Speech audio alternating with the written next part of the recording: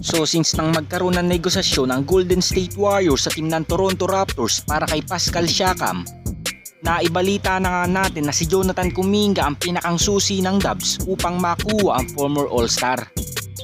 Ngunit ikinagulat naman ng nakararaming fans ng Warriors at mga analyst sa NBA nang hindi nga pinahintulutan ng Warriors front office na isama si Jonathan Kuminga sa package, dahil nakikita nga natin na napakataas ng value ng batang player na ito ngayon at malaki na rin ang kanyang improvement as a player, dahil si Kuminga nga ang nagsilbing second and third option ng Warriors upang maitawid lamang ang kanilang mga game sa panalo. Ganun pa man, kahit napakalaki ng naitulong ni Kuminga sa Warriors at kay Stephen Curry habang wala si Draymond Green, hindi pa nga rin katanggap-tanggap ang mga pinagsasabi nito kay Steve Kerr, lalo na nang sabihin nito sa kanyang interview na wala na nga daw siyang tiwala sa kanilang head coach dahil sa kanyang limitadong playing time. At nabanggit din ni Kuminga na hindi daw nga niya mailalabas ang kanyang full potential kung ganito ang sistema ni Steve Kerr. Ngunit matapos nga niya mailabas ang lahat ng kanyang sama ng loob kay Steve Kerr, agad nga itong pinagbigyan ng Warriors head coach laban sa Detroit Pistons. At pinaglaro nga siya dito ng 35 minutos upang wala na nga itong masabi kay Steve Kerr.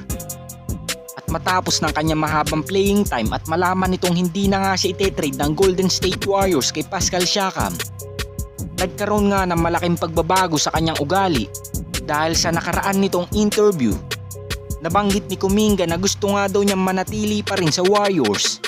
At kahit nagkakaroon man daw ng ups and down ng kanyang performance sa season ito, naniniwala pa rin ang batang player na ito na tiwala pa rin sa kanya si Steve Kerr. At kahit ano man daw ang naging problema nila nitong nakaraan, moving forward na nga daw siya sa isyong ito. At seryosong sinabi pa ni Kuminga na kinakailangan nga daw nilang magkaisang lahat upang matulungan nga daw nila ang kanilang team. So sa biglaang pag-iba ng attitude ni Jonathan Kuminga sa Warriors, lalong lalo na kay Steve Kerr, parang hindi nga kapanipaniwala na masasabi niya ang lahat ng mga bagay na ito matapos nga niyang batikusin ang pagiging head coach ni Steve Kerr.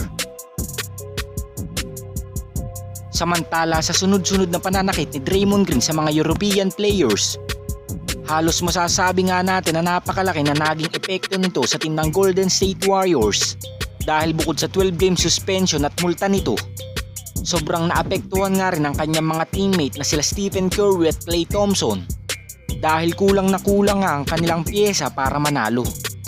Ganun pa man, dahil sa sobrang pinaggagawa na ni Draymond Green sa kanyang karir, marami ng mga players at mga teammates niya ang nag-aalala dahil panay-away na lamang ang pinapasok nito sa loob ng court.